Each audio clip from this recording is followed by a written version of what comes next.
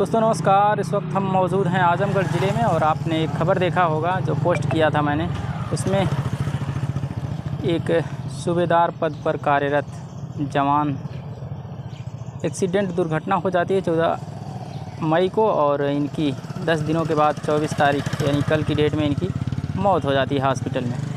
उन्हीं घर पर मौजूद हैं और आइए उनके परिवार वालों से मिलते हैं और दिखाते हैं कि आखिर उनका जो पार्थिव शरीर है कब पहुंचने वाला है उनकी सरजमी पर, यानी उनके गांव के आवास पर। आइए उन लोगों से बात करते हैं और दिखाते हैं।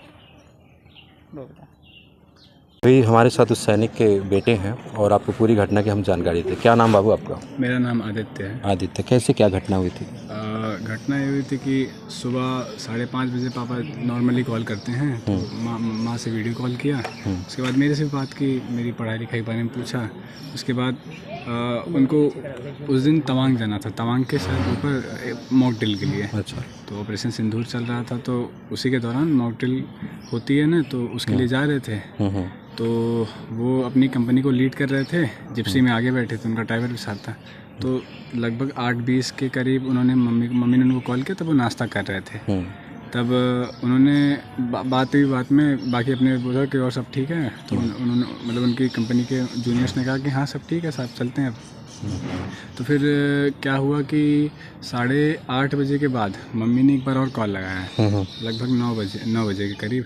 तो 9 बजे पापा ने कॉल नहीं उठाया, तो मम्मी तो थोड़ी सी घबरा गई, क्योंकि ऐसा रहता है कुछ भी रहता है तो पापा एक बार में उठा लेते हैं, कहीं भी हैं तो एक बार में मम्मी का कॉल उठा लें।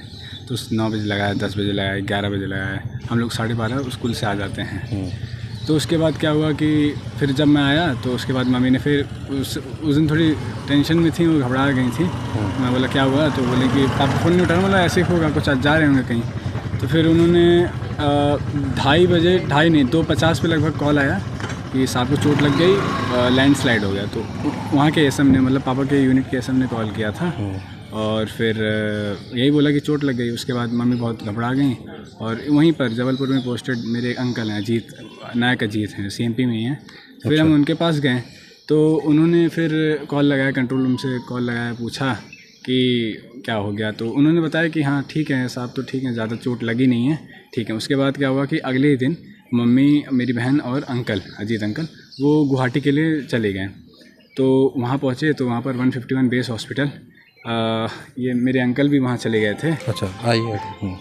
वहाँ पर ये पहले सबसे वहीं गए थे। अच्छा। सबसे पहले ये गए थे। वहाँ पर पहुँचने के बाद ये बहुत घबरा गए थे, जैसी कंडीशन थी। तो उसके बाद मेरी मम्मी को जाना पड़ा। वहाँ गए, 2 दिन ठीक था, बीपी सब नॉर्मल था, कंट्रोल में था। उसके बाद क्या हुआ कि जब डॉक्टर्स को लगा ठीक है, तो उन्होंने ईस्टर्न कमांड कोलकाता में शिफ्ट करने की मतलब प्रयास किया, क्योंकि जल्दी से जल्दी रिकवरी हो सके। तो अच्छा। शिफ्ट किया उन्होंने। तो शिफ्टिंग के बाद ये लोग ईस्टर्न कमांड कोलकाता आ गए। तो वहाँ पर पहुँचने के बाद 1-2 दिन मैं रोज़ कॉल करता था कि पूछता था हाँ सब ठीक है। तो अंकल लोग कहते थे ठीक है, पर डॉक्टर से ये कह रहे थे कि क्रिटिकल कंडीशन है जी। और क्रिटिकल कंडीशन, लेफ़्ट साइड पूरा टूट चुका था, कॉलर बोन, 12 रिब्स, और फिर ये पेल्विक एरिया पूरा, नी जॉइंट टूट चुका था, और अपना जो हील है ये भी टूट चुका था। तो ये तो पूरा टूट चुका था। और ब्रेन में स्वेलिंग बढ़ने लगी, फिर बढ़ने लगी 21, 22, 23, और फिर 24 को क्या हुआ, मैं तो जबलपुर में ही था। तो फिर मैं 23 को गया कोलकाता। तो 23 को गया और 23 को मैंने दोपहर में पापा से मिला, तो देखा ठीक है कंडीशन, ऐसे सब दवा चल रही है, हाई डोजेस की दवा चल रही है। तो फिर 24 को मैं मिलने का टाइम रहता है कि आईसीयू में 12 to 1 PM मिल सकते हैं। तो 12 से 20 में हम लोग गए, मंदिर पूजा करके, तो फिर सुबह मिले। फिर शाम को 5 बजे वहाँ के जो न्यूरोलॉजिस्ट उनका कॉल आता है, मुझे बताते हैं कि आपके पिताजी हैं। तो मैंने बोला हाँ।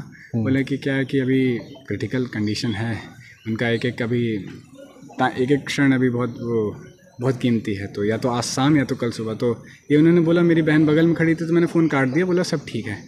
फिर हम लोग शाम को निकल गए टहलने, थोड़ा सा मन इधर उधर करने के लिए। फिर कॉल आता है, अंकल के पास ही कॉल आता है कि ऐसा हो गया।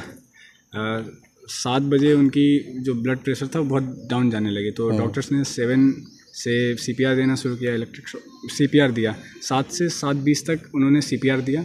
और फिर 7:30 उन्होंने डिक्लेयर कर दिया कि वो अब नहीं है। तो यही सब हुआ था। किस पद पे थे वो? नायब सूबेदार थे। चलिए, ये थे उनके साथ, हमारे साथ थे उनके बेटे थे और भाई हैं आप जी।